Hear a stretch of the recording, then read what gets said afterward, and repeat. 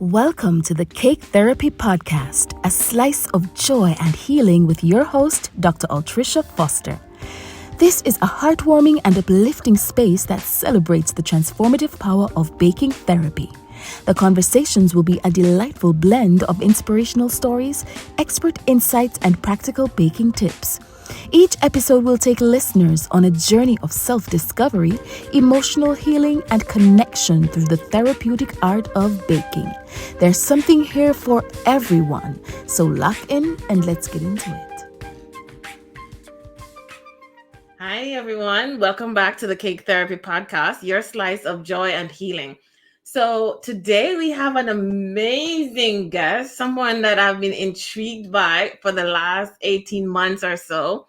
And I'm excited to have her join us today. So, let me tell you something about this guest today. So, if you turn on your TVs, right, and you go to the Food Network, you'll see this dope cake artist.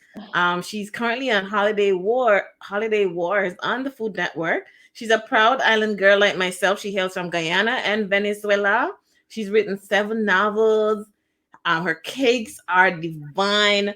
And I'm excited to have Rae Anderson from Cakes by Rae. Welcome.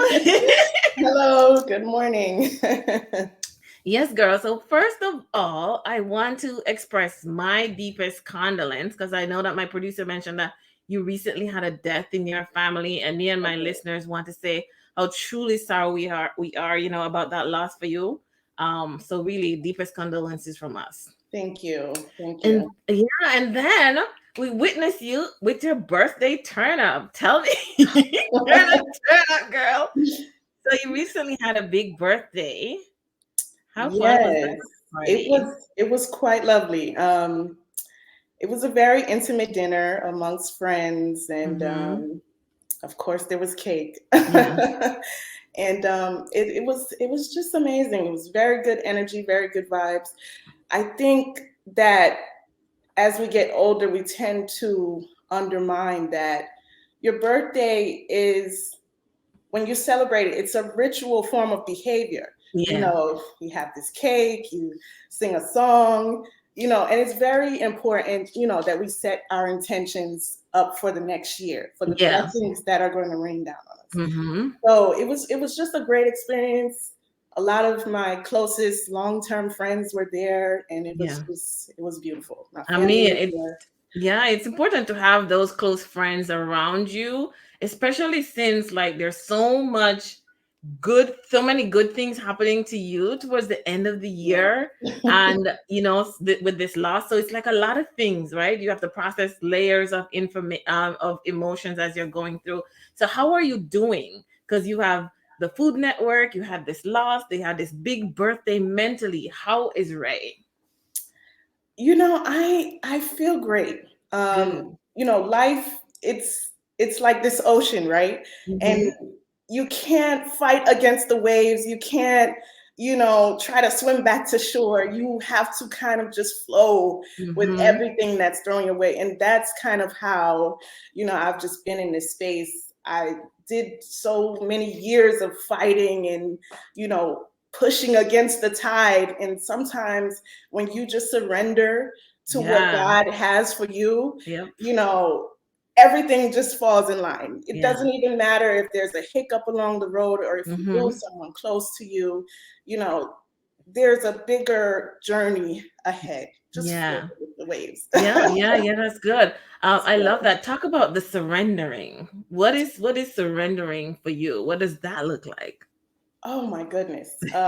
Surrender. Yeah. I just I've just learned to be more accepting of things, to detach from Mm. those things Yeah. that, you find yourself, I have to have this or I have Mhm. to make this happen. When you detach and you surrender to what, is in store for you, Yeah. surrender to sometimes just walking by faith, Yeah. it allows for more. It Mm-hmm. allows for those blessings to come in abundance, to Yes. come exceedingly beyond what you can even imagine. And I'm sorry, I Yeah. don't mean to No, it's start okay. preaching, I'm that but girl. Yeah. it's literally what has worked for me now on this journey. I've Yeah. done the fighting. I've done, the Mhm. trying to make it all work by myself. And Yeah. it doesn't work like that. Yeah. Kind of just surrender to what is, and everything else will just come for you. Yeah, absolutely. So do you think that your surrendering has led you to the cake wars? Congratulations on that, by Oh, the thank way. you. How fun was that for you, Rae? Now that was a very challenging experience. I learned Yeah. a lot. Um, I guess you can say it was a form of surrender. I have been getting contacted by their casting team for the last 5 or 6 years. Yeah. And I'm like, no. I had a child. I have a 2-year-old and a 5-year-old. So Okay. within that time, I'm juggling these babies. I'm juggling this booming cake business. And it was just always the wrong time. And so, Mhm. my son is a little older now. And I was like, well, I'll do it this time. Yeah. And it worked. It worked really well. The cast, the 27 of us, we were amazing together. The energy Mhm. was really good. I would like to think of us as a family now. Yeah. I got to meet some amazing cake artists who, are doing things I never thought you could do with cake and sugar and even cookie. And Mhm. so, I love them. Yeah, yeah. They're my, I saw you wrote you did write that they felt like family now. yeah, So just like me, I'm like, if you go on my Instagram page, I have my Jamaican flag waving, right? It's the yeah. pride that comes with us being like islanders. And I see you put Yes. your flags, they're waving. We see them, they're prominent. So tell me a little bit more. Like, did you grow up in the islands? And if you did, like, tell me about how that worked growing up in the islands. So I didn't grow up in Guyana. I'm actually born here, but my Okay. parents, so I guess, what is No, that, no, second no. generation? Yeah, yeah. My parents are Guyanese, my mother Yeah. and my father. And so, I grew up very much in the culture. Yeah. Mm-hmm. Everything Guyanese that you can think of, I Yeah.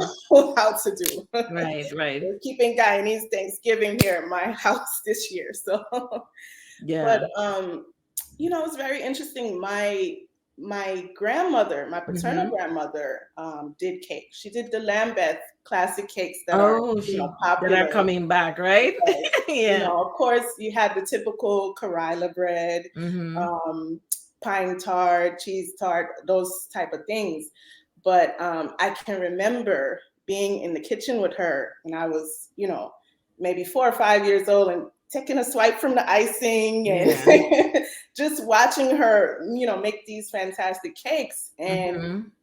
um, I guess it rubbed off on me. If you would have told me 30 years ago that I would be doing cakes, I probably would not have believed you. I know, I know, I know. But Do, do you think when, like, I'm gonna, like you said, if someone had told you 30 years ago that you would be doing cakes today, you would have definitely rejected that. Do you think that was a part of your upbringing with having these island parents who's telling you that you need to go in a certain trajectory in terms of your career path? Or talk to me a little bit more about that. my goodness. So, island parents, they do tend to, push you towards doctor, lawyer, the Hmm. things that they believe bring the money. So Yeah. naturally, I actually, when I was in high school, and I can remember career day. I told one of my professors that I wanted to be an artist. And he said, Hmm. no, you have to do something more viable. You have to do something that's going to ensure you money. And I was like, okay. And that stuck with me, along with, the pushing and the conditioning of my parents. Hmm. And so I went to college majoring in pre-med. Okay. And that didn't last very long. I don't really like physics. But I changed my major to occupational therapy and psychology. So I was a double Hmm. major at Tuskegee University, and eventually ended up dropping the occupational therapy and really focusing on the clinical psychology. Yeah. And from there, uh, it kind of had this domino effect. So I ended up leaving Tuskegee in my 4th year. And that year, maybe like 3 or 4 months later, my stepfather passed. Okay. And he was very pivotal to pushing me in the direction of being a creative and being my authentic self.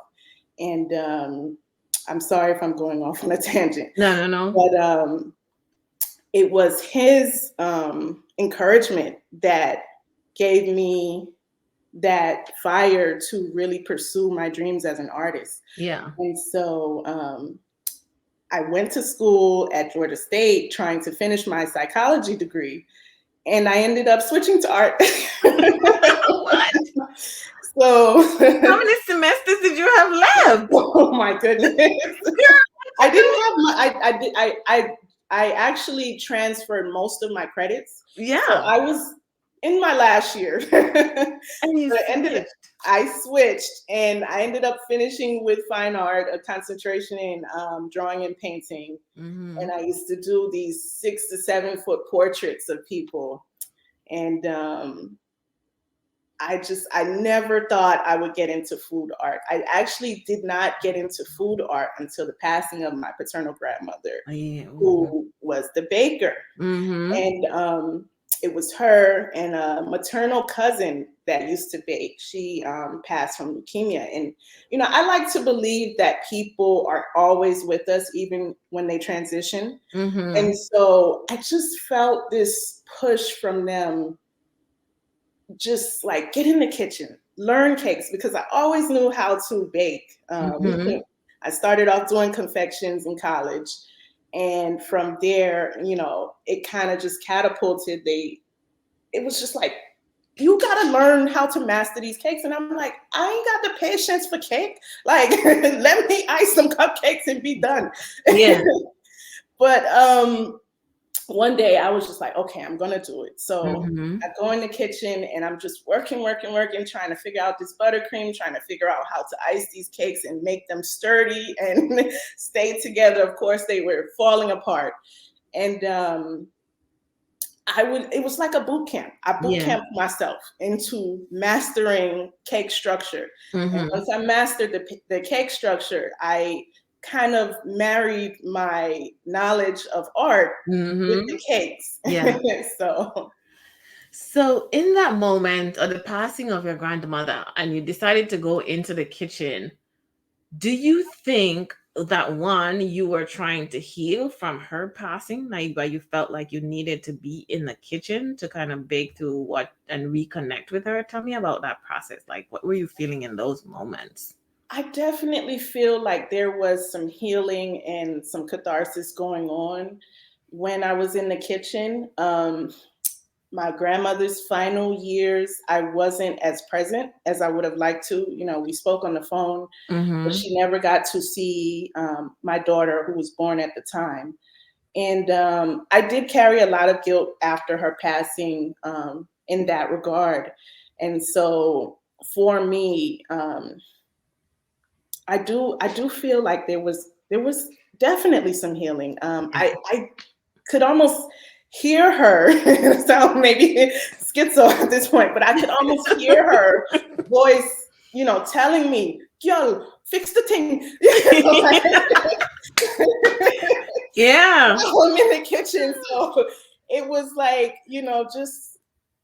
it was a very interesting experience. I would say. Like, I feel like she was almost guiding me step by step as I was in the kitchen, learning how to do this stuff. And I don't know.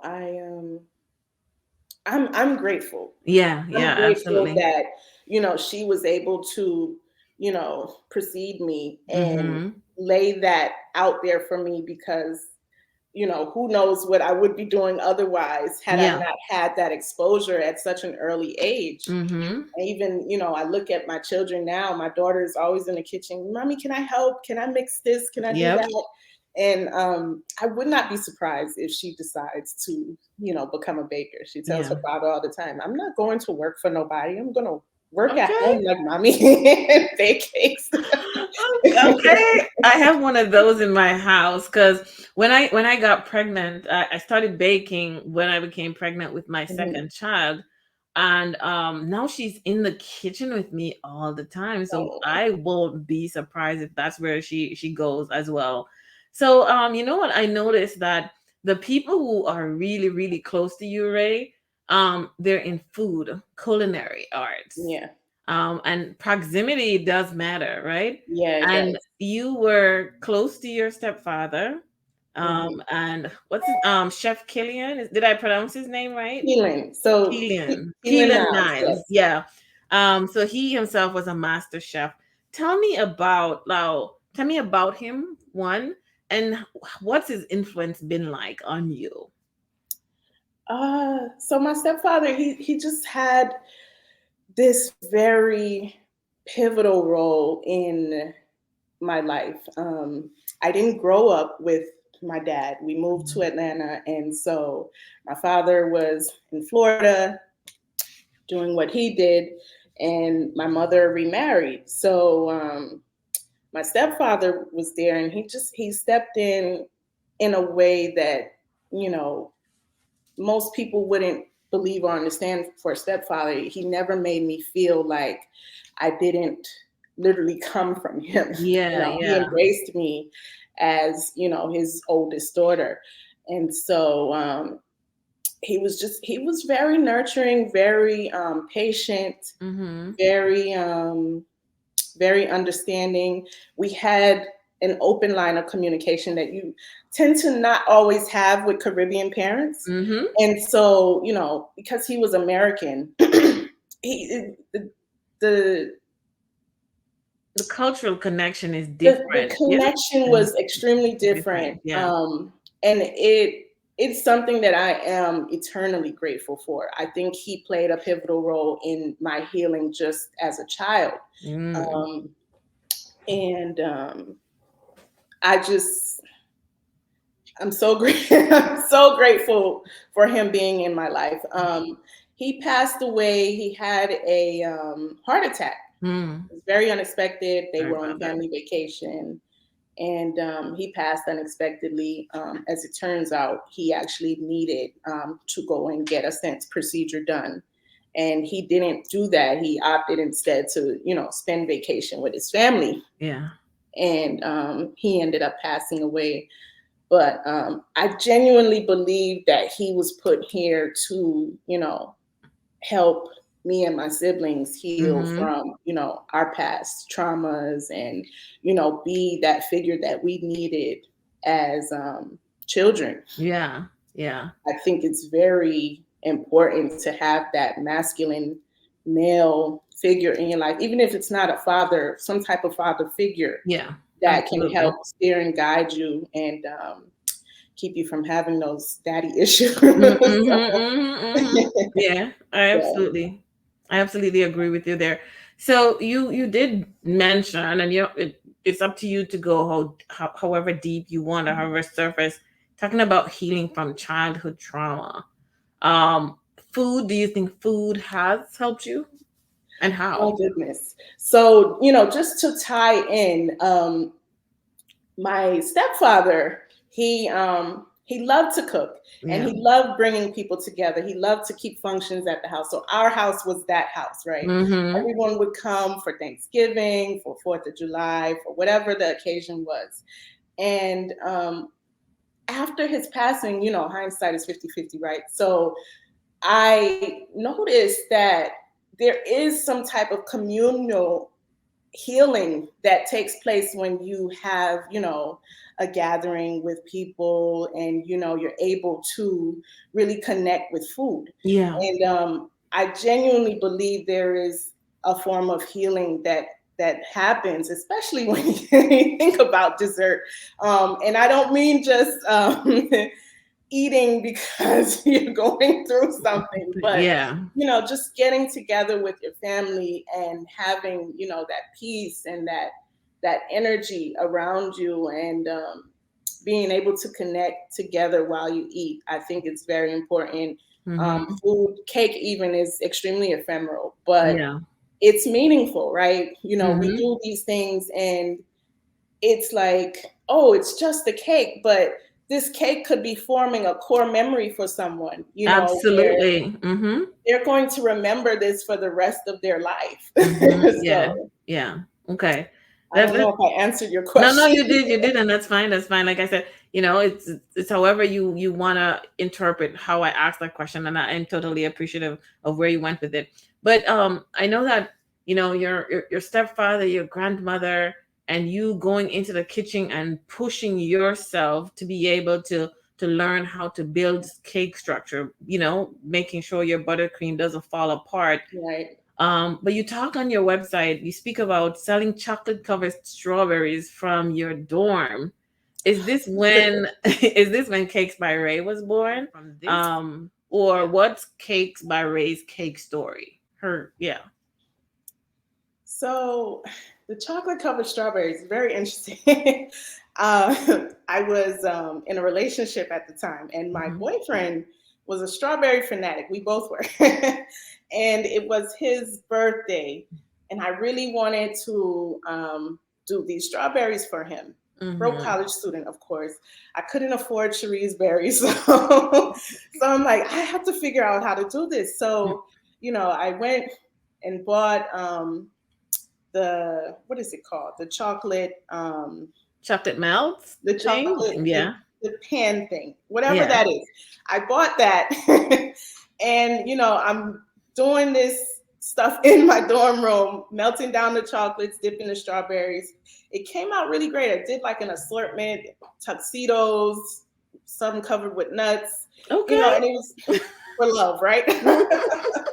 And it was a hit. Yeah. I made him like maybe 2 or 3 dozen, and it was right before Valentine's, Yeah. and I just got this crazy idea to try to market it on Yeah. school campus for Valentine's Day, and it really took off. I mean, I was extremely busy. Mhm. And, my first clients were my classmates on campus. And I don't want to say that's where Cakes by Rae Anderson was born because there were so many other things I was doing prior to that. Mhm. But it was what kind of set the wheels in motion, if you Yeah, will. yeah. So And so I started doing catering, and I offered desserts, confections, cupcakes, and strawberries and such. And I would do it for every holiday. I'd come home, and mhm. I would even market to the people in Atlanta. And it was just one of those things that I kept under my belt. I'm like, well, I don't know what I'm ever going to do with this, but it was there. Yeah. So it was the seed. How does it feel to have lots of things under your belt? Because you're like, oh yeah, it's one of those things I could, I kept under my belt. It must be amazing. So You- that, yeah, but so how was Cakes by Rae Anderson born then? I want to say it started with that push to get in the kitchen and learn Mm-hmm. cakes Yeah. after the passing of my grandmother, and my stepfather had passed around that time as well. But Okay. I guess for me it was trying to make sense of all of the things that I had Mm-hmm. accumulated in terms of skills. Like, okay, I know how to draw, I know how to cook, I Mm-hmm. know how to do these confections. What am I going to do with all of this? And it's very interesting. When you're young, you tend to feel like, okay, none of this makes sense, none of this has a reason, but Mm-hmm. everything on your journey ties together. Everything is for a reason. It's to propel you into the next space. And I can genuinely say that now at 34 years old. I'm like, that all makes sense now. Yeah, absolutely. So But go ahead. yeah, so it's like when I think about you, like just listening to you, I'm thinking, here goes another all-around creative, right? She has like a ton of things under her belt, from portrait painting to baking art to being an author. I would like to know, like, how as just your fine arts background, your painting background, how does it in what what's your approach to your cakes, having had that background? I want to say because of the background in fine art, I approach cakes, like a blank canvas, Mm-hmm. right? So, you have this crumb coat of icing, and, there I'm just kind of looking at it as, okay, you have all this potential, right? And I am about to create a magnificent work of art. But it, of course, there's the planning, there's the, sketching and such. But I want to say, because of that fine art background, I know how to design my cakes a little bit Mm-hmm. more, to an extent that, let me find the proper words.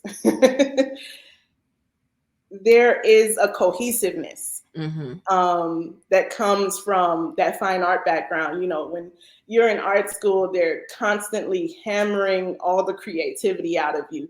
Is it interesting? Does it Mm-hmm. flow? Does it do this? And so I can hear my professor and, all my classmates critiquing me in my head when I'm making these cakes. I literally approach them as, okay, when it gets critiqued, what is it that's going to be said? Yeah. And so I just, I think that it's really important to have that balance Mm-hmm. in, the, what is the word? It's at the tip of my tongue. It's important to have the visual balance in Okay. cakes. I think early on, when you're starting out, you tend to just want to throw a lot of stuff on the cake, and Mm-hmm. oh, it's so pretty and shiny. But it's important to have a balance. Do Yeah. we have a relief here where there's space and, relief from all of this chaos that's happening over here? Yeah. Like, there has to be that balance. And I think art school really did help me, you know, Mm-hmm. bring that into my cake world. Yeah, and that's when I look at your cakes, right? I really do I see balance and flow, and I see how meticulous you are. So now learning that you have that art background, I can see the cakes. I can see where Rae Anderson's cakes are coming from, which is really, really beautiful to be. So do Um, you think then that once you're a creative, right? It's easy to transpose your artistic side into your cake designs. I want to say yes to that question, but I can't say yes, because when you're taking briefs from clients and you Mm-hmm. have, some restrictions on what you can do, um, it's not easy, Yeah. right? It's like this push and pull as a creative to, Mhm. be able to express yourself creatively versus what the client wants, Mhm. right? And so, over the years, that I've been baking, I have had, some struggle with that. I guess, I'm entering into what, my 6th year of Cakes by Rae Anderson, and it's not been as difficult, just Okay. because I'm more selective in the clients that I choose. On my website, there's this very brief disclaimer that I'm an artist first. And so I don't typically take on clients that don't allow me some degree of creative control. Yeah. Um, but yeah, it's just, I guess, about finding that in between space where Mhm.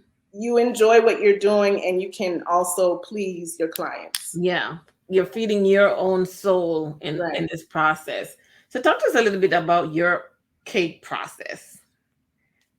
Where do you So start and how do you end at, these beautiful cakes? when I'm working with a client, or just for myself? You can do both, girl. Tell me how you get at Okay. them. Because of course you get from your clients inspirations, right? Right. Right. So tell me that journey. So my clients, they tend to be, creative as well. And so it does allow me, again, that wiggle room to be able to, throw maybe an outlandish Mhm. out there. But I want to say it starts with, whatever's in the brief, right? Mm-hmm. And so I start to dissect this brief, especially if it's one that I'm really interested in. Yes. Now, send them a quote and it'll be like 3 or 4 different 3 or 4 different prices for them to choose from based on these designs that I came up with in my head. Mm-hmm. And once we get back to narrowing down what they want, then it's sketch time. Mm-hmm. So I'll sketch out do a digital sketch, full color, so they can really see what it's going to look like, especially if it's not, like a sculpted cake. We don't sketch sculpted. Mm-hmm. But just so they can have an idea or some type of concept of what I'm going to execute. And then I just go from there. Yeah. If I need to pivot, I pivot as best as I can and still create what they're asking for. Mm-hmm. But that's another thing I'm grateful to art school for. There's happy accidents. And so I'm very good at making a mistake look like an intentional part of the work. Yeah. But that is when it's client focused. Yeah. When it's not client focused and I get to just be myself, I will brainstorm, I will research. There's a whole nother process that takes place where I'm basically overcomplicating it. I'm making it as difficult as I can to execute. And then I might try to execute. So, for example, Thanksgiving, I really want an orange peacock as a centerpiece on my table.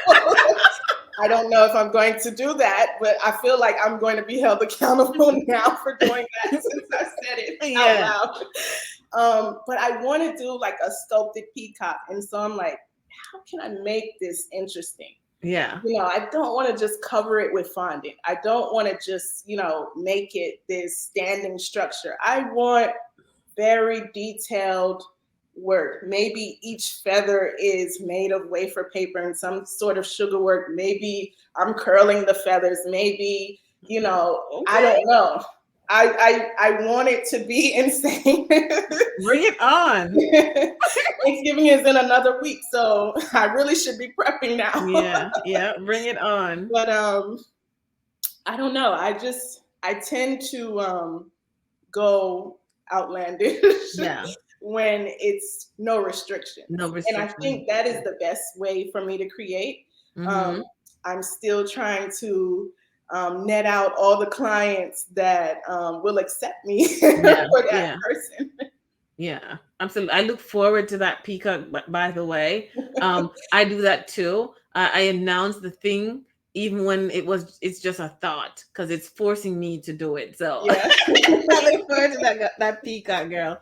So on your website you talk about, and I'm gonna quote you here, right? Baking is more than a mundane act, right? Baking is more than a mundane act, but an experience that invites all the senses to dine. How has your career path impacted your life personally and professionally? I want to say that baking has allowed me to connect with so many different souls. It has allowed me to learn so much about how to handle people, how to genuinely be of service and remove my ego, shed myself, and genuinely be of service to these people. Even though, you might think of this 50th celebration as, oh, it's just the 50th, oh, we're just doing, or, oh, it's just, a birthday, oh, it's just the wedding.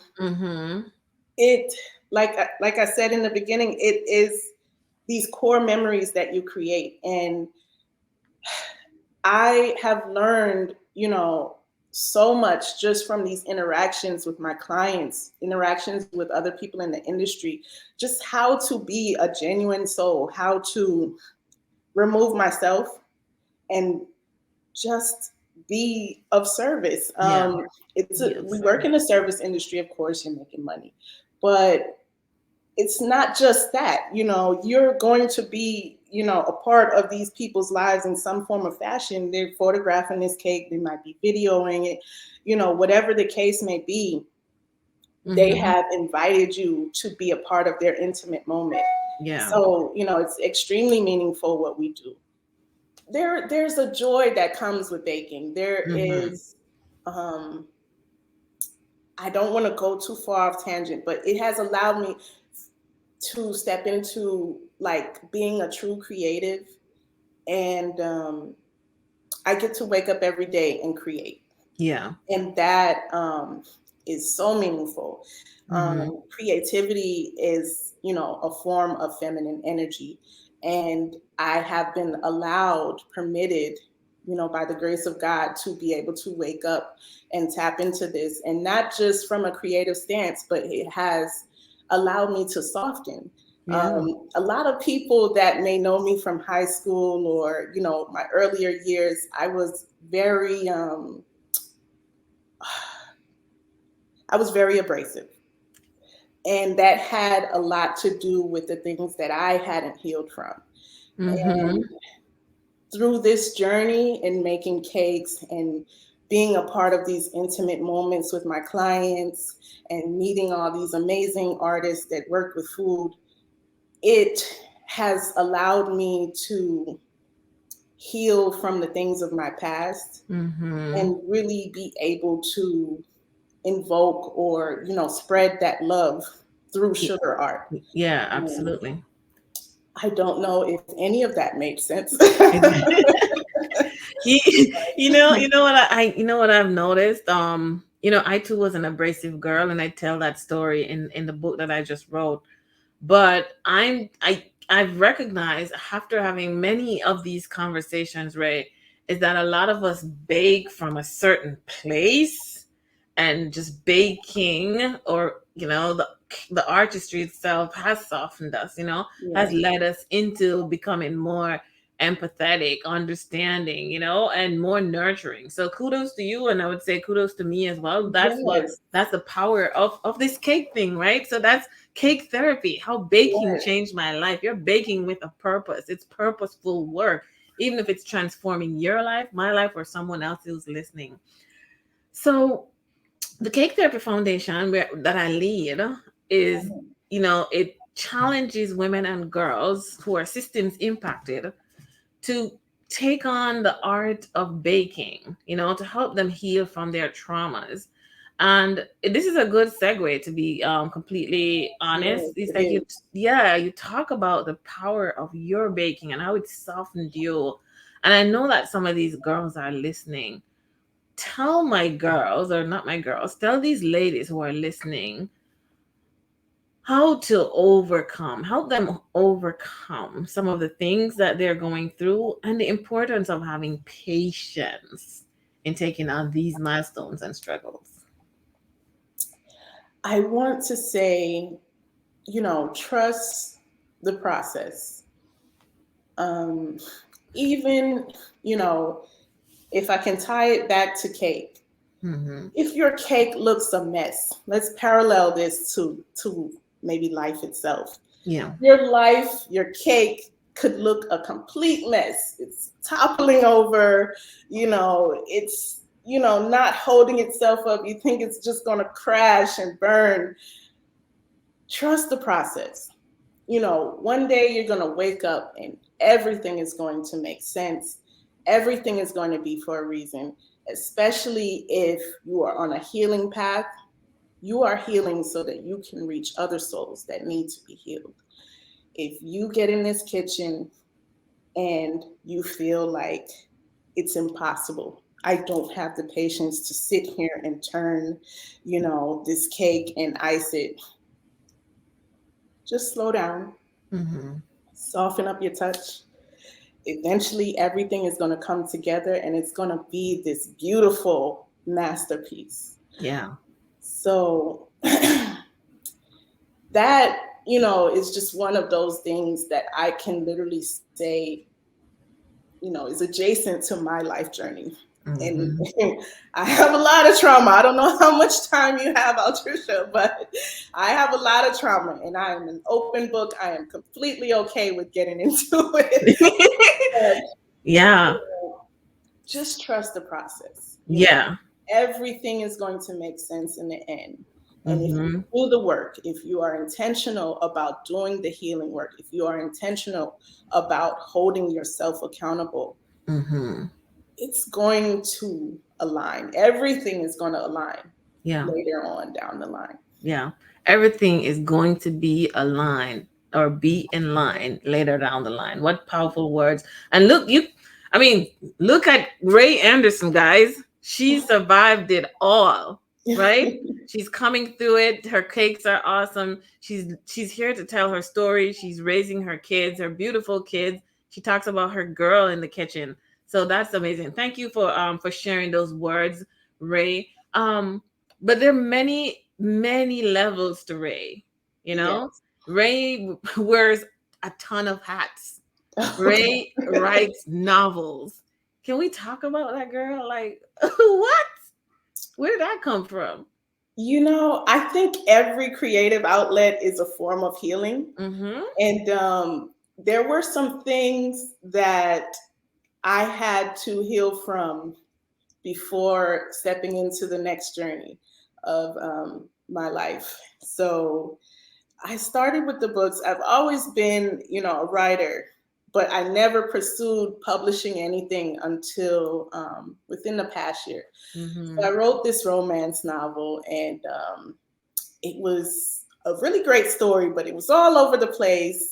Poor character development, just you know how it is when you're stepping into a new creative space Yeah. and you have no idea what you're doing and no direction. Mm-hmm. Mm-hmm. So I put that one out. And then I put out another one. And it was a series of stories about, these people that were connected.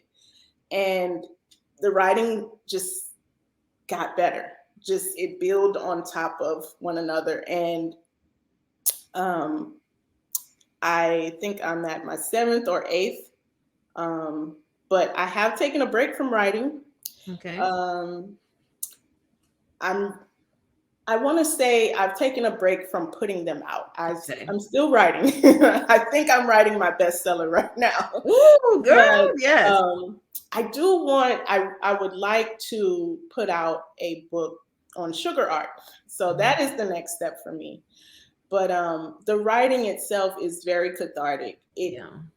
very much highlighted the things that I needed to fix. Mm-hmm. Um, and I am going into foster care soon. And so I don't think that it's possible to help others heal if you yourself are not healed. And of course, healing is not linear. So we're Mm-hmm. always going to be, healing or fixing, or, that's the journey in life, right? Yep. Mm-hmm. But there was a lot of things that I had to repair, or I had to work on, or I had to let go Mm-hmm. before I could get to this space. Yeah. And I'm very excited for what the next year holds. I think it's going to put me on the path of what my soul's purpose is. Yeah. And I would just say, when it comes to, healing and Mm-hmm. therapy, um, creative outlets for me and for so many others around me has been pivotal Yeah. to growth. And so whether it's cake making, whether it's drawing, whether it's interior design, whether it's Mm-hmm. writing, whatever you're doing, it's meaningful, not just beyond what you're doing for your clients or what you're doing for just your visual aesthetic. It's meaningful because somewhere inside of you, your soul is rejoicing. The Yes. soul, the Yeah. soul is saying yes. Mm-hmm. It is. So You know what, Rae? I'm very amazed by you, to be honest. So just watching you on Instagram, as I was already amazed. I was really moved by your work. Like first when I saw you, then I saw you drop the book, and I'm like, there are levels to this girl. And then just hearing you speak and tell your story, it's moved me further. You know, I'm genuinely amazed by you, the things that you do. And I want to know, like, how do you manage all of this with being a mom? How are you doing it? I don't know. And I want to say, it's superwoman behavior, but it's not. I don't want to put that out there that you have to be this superhuman being in order to achieve the things that you want to achieve. Yeah. One of the things that I've truly learned how to do is master time. And, if we really want to get into it, time never really is. It's, just focusing on the present. Yeah. But my children, they're young, and so they thrive on a schedule. So I put them on a schedule. 7:30, it's time for bath. Prior to that, it's dinner time. After 7:30, bedtime. Yeah.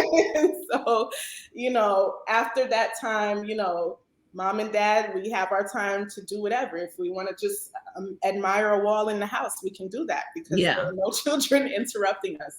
But I don't know. So when I'm not as busy with the cakes, I use that time to focus on some other creative outlet, whether it be writing.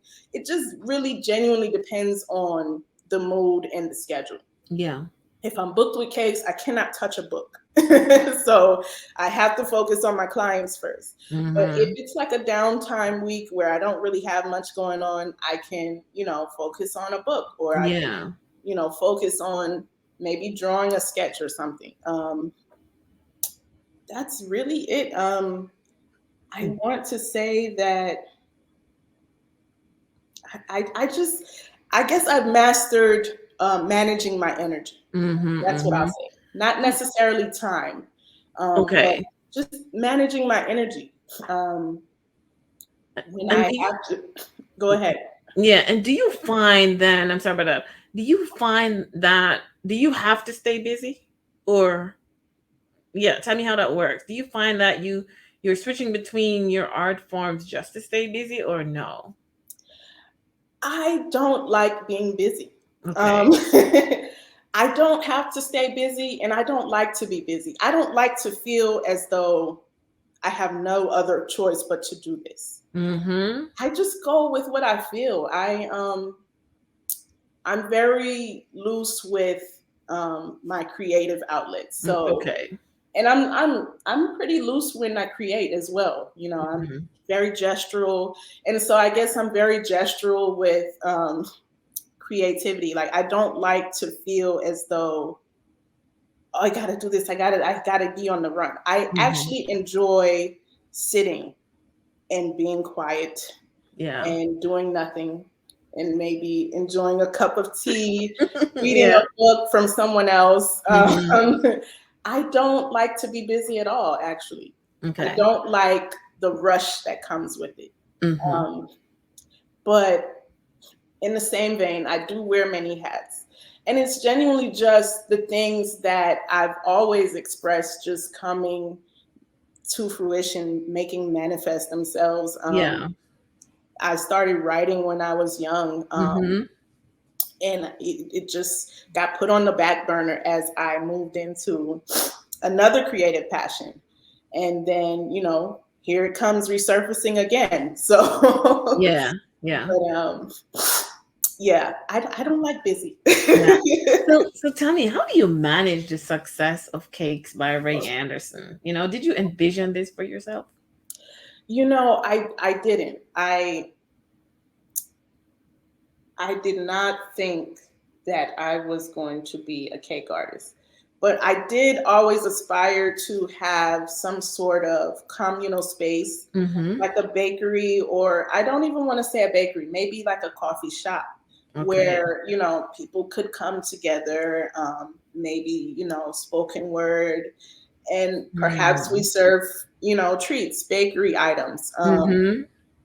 But I never envisioned it getting to the space that it's been in. I bake full time. Yeah. And so that in itself is difficult.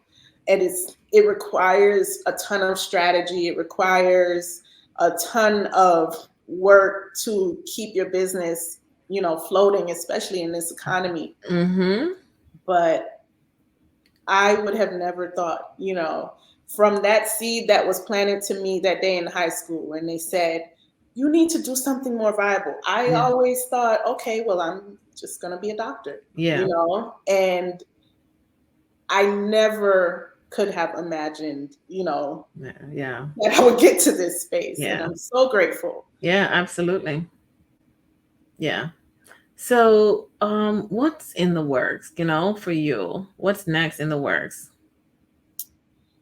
I want to say brick and mortar, but I'm not 100% sure. Maybe I'll take a page from you, Altricia, and maybe, this aligns somehow with the fostering, or maybe there's some type of shelter where I'm teaching people how to create with sugar. Yeah. Who knows?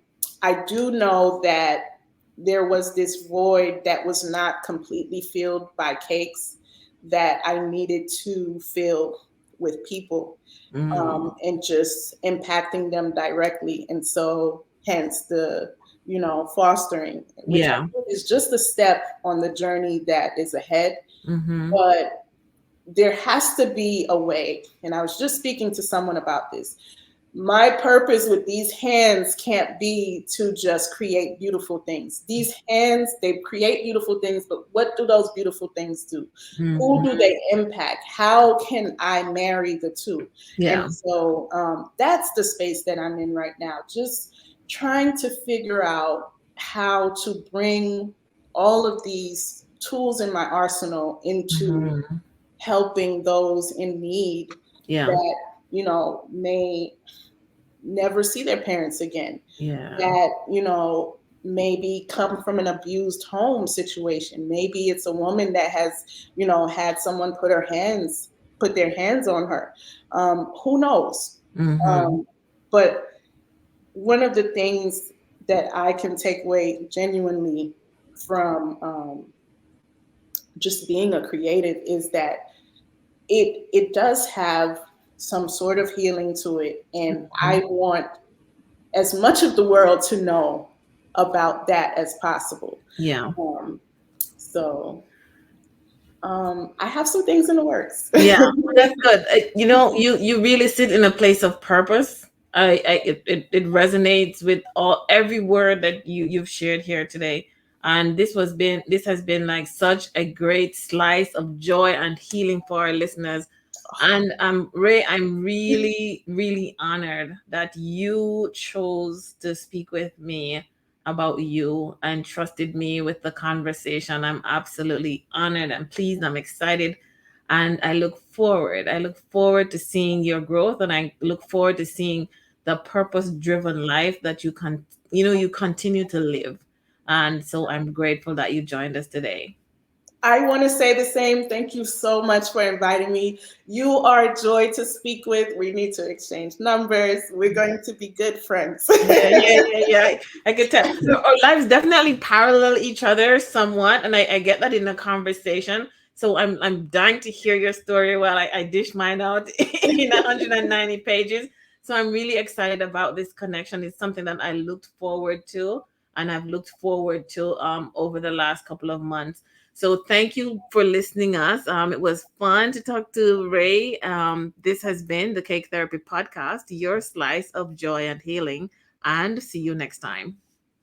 Bye-bye. Thank you for tuning in to the Cake Therapy Podcast. Your support means the world to us. Let us know what you thought about today's episode in the comment section.